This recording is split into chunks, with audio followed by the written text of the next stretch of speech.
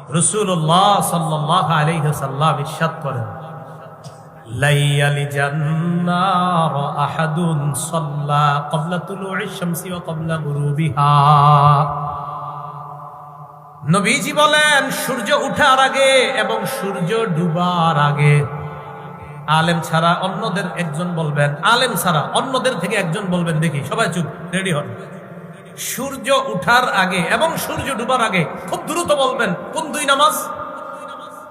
আবার বলছি, সূর্য উঠার আগে সূর্য ডুবার আগে জোরে বলবেন একজন, কোন দুই নামাজ? হ্যাঁ, একজন বলেন, একজন। ফজর এবং মাগরিব কি সূর্য ডুবার আগে? ফজর এবং আবার তাহলে এবার সবাই বলবেন, বলেন সূর্য উঠার আগে আর সূর্য ডুবার আগে দুই নামাজ। ফজর আর সূর্য উঠার আগে ফজর, সূর্য ডুবার আগে আসর। নবী বলেন, সূর্য উঠার আগে আর সূর্য ডুবার আগে তথা ফজর এবং আসরের নামাজ যারা পড়বে, লাইয়ালি জান্নার, সে কিছুতেই জাহান্নামে প্রবেশ করবে না। মানে অন্যগুলো ছেড়ে দিবেন।